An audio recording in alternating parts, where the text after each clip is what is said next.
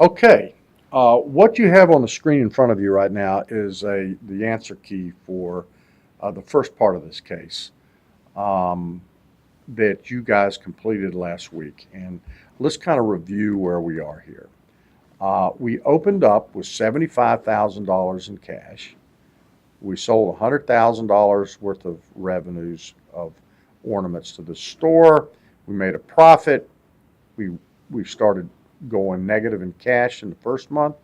By the second month, we were even more profitable, making $51,500, and we're now going even further negative in our cash flow. And let's take a look at the third month. We ended up after 3 months with obviously a very significant profit. In fact, our cumulative profit over the first 3 months of our business were $119,000. You can see my $119,500, but we're $45,500 in the hole. And we'll talk about the ratios and some of these things later on in the next scenario. So effectively, um, we have a problem. You cannot write checks on a checking account that is negative. And yet, here we are, extraordinarily profitable. Think about it. In 1/4 of a year, we've made $119,000. If this was the scenario, uh, Glak Love would make $400,000 in a year, but we can't get there because we're out of business. This causes the financing issue. This is what financing a business is all about. So you got options here. Option number one, what do? You have friends and family to help you start this thing out. Let's say they can't come up with any more money. Um, would you sell a part of this business? Um, would you take? You need $45,000. So let's say what about $75,000 for 1/4 of this business going forward? Well, hopefully your reaction would be, "Wow, that's very expensive. That's very expensive financing because you get 1/4 of my profits of $400,000 a year for just $75,000. That's equity financing." Another scenario would be, well, let's go to a bank. Well, the interesting thing about a bank in this scenario is, loan me $75,000. That will cover my cash flow issues because eventually they turn around. If you run this model out far enough, eventually the profits will start rolling in and you'll start recovering your cash flows and you'll turn cash flow positive. But the issue is I need some bank financing. Well, a bank could very well look at this and say, boy, you have a great business. It looks highly profitable, but there's one problem. You have one client. If that client doesn't pay you, or for whatever reason you send out defective goods, you haven't been in business long enough, we're concerned right now that we can loan you that money. Even though you have collateral, if you notice that balance sheet, this $240,000 from a major company is a piece of asset that you could say to the bank, look, you loan me $75,000, you can hold this as collateral. Well, the problem is client concentration or customer concentration, and you haven't been in business very long. That's a problem. Now, what I want you to think about is this is where you start thinking creatively. What is causing this business to be cash flow negative, even though it is so profitable? Well, what's causing it is we're paying for our products before we can ship them, and we're getting paid for them back from our customer a month later. Does everybody see that? Take the first month. We ship the products that we're paying $60,000 for. We pay this month to pick them up. We ship them to the retail store. We don't get that $100,000 until when? Next month. So why don't we go to our contract manufacturer who has an incentive in helping us stay in business and helping us grow this, because the more business that we do, the more business they do. And we ask them, can we pay you not when we pick up the goods, but when we receive our cash the next month? So in other words, can we transfer what we're paying here to next month, effectively creating a payable? Now let's go back to our presentation on Glak Love, and let's take kind of where we are. I think first of all, Houston, we have a problem. We've got a growing business. We can't accommodate these new uh, uh, sales to this large department store in month 2 and 3 because we're out of money. I talked to you a little bit about why don't we talk to our vendor as a potential source of financing, and I've also explained to you, I believe, the difference between debt and equity and the cost of financing. So in this particular situation, what we're going to do is we're going to pull up another set of scenarios. And this scenario is going to indicate that our vendor will let our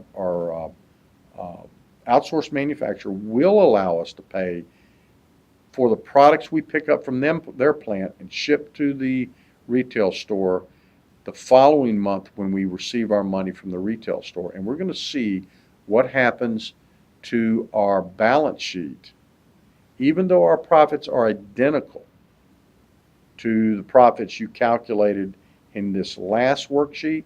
This new worksheet is going to change some of the terms, and we're going to see what happens to the balance sheets and to the cash flows as a result of this change in the assumptions, and see if we can solve the problem that we have going forward. Now, let's take a look at the assumptions. If you notice, the first month's sales, the second month's sales, the pricing, everything is identical, including the cash flow characteristics. Our customer is going to pay us the following month from the month that they get the units to sell them in their stores. Notice that the direct materials, direct labor, fixed machinery cost is identical to the previous worksheet except for the following. Outsource and all costs are paid the next month following the month they are produced. So as a result, we are changing the cash flow characteristics of our cost of goods sold. All of our salary expenses, etc., remain the same. All right, so let's go down and let's just take a quick look at what would happen the first month, and then we're going to turn this over and let you drive it as part of your case assignment. To start with, the revenues are identical to the previous workshop. So I'm going to kind of take a shortcut here, and we're going to pop $100,000 worth of revenues into the worksheet. We're going to come down here and we're going to put a total cost of goods sold, which is identical to the last one, and it's 60. Got it? And all the salaries, advertising, etc., operating expenses remain $18,500. And we still have the net profit that we had, or the pre-tax profit that we had in the last set of scenarios of $21,500. Identical. I'll let you guys fill this up when you do the exercise. Now let's look at the cash flow situations. We started off with 7. We sold 100. Are we getting any cash this month from our customer? No. Okay. We owe our contract manufacturer $60,000. Are we going to pay them this month? Under the new scenarios, they're allowing us to pay them the second month over here. So for example, I can go ahead and put in for you guys that next month you're going to pay the contract vendors for this month's work. But we're going to have 0 this month. Everybody see that? Okay. And we are going to pay $18,500 for our operating expenses because we didn't change those assumptions. So now we started with 75, we get 0 in, we pay 0 in. By the way, we do owe that, so we have to show on the balance sheet for the second month that we owe $60,000.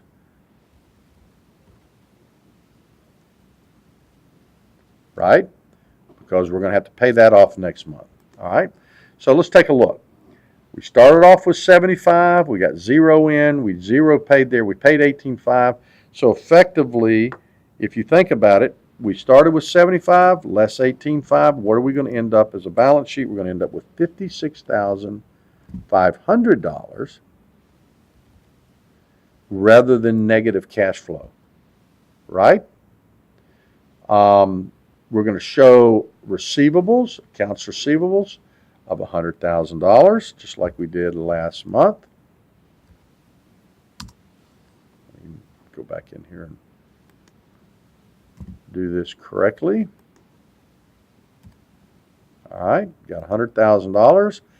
And again, we go down and say for total assets across this line of $156,500.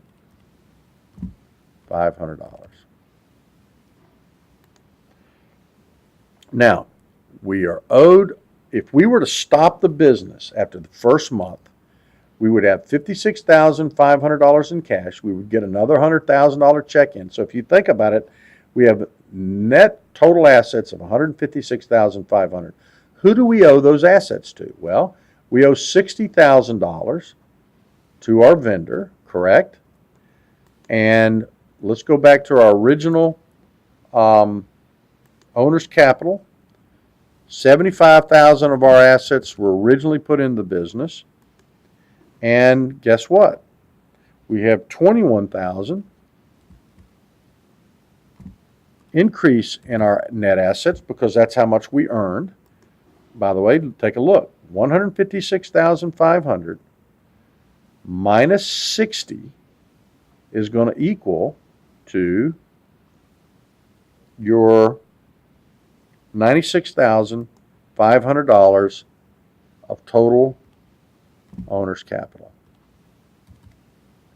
So what you have is you always have effectively the assets are going to equal the liabilities, who you owe and what is owned. So if you want to double check yourself, you have $156,500 owner's equities and liabilities. Liabilities and owner's equities are going to equal your assets. That's what that accounting equation is about. I got this much assets.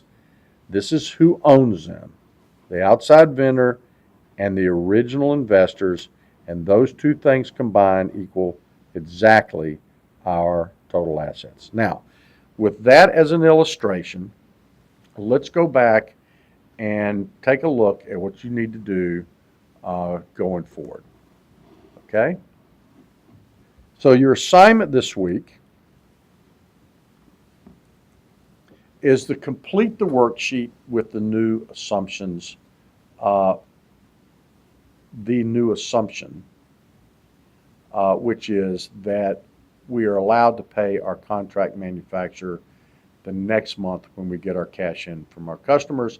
And we'll come back next week and take a look at what that looks like and then drive a little bit more detailed understanding about how the financial model works when we look at break-even analysis and ratios. See you next week.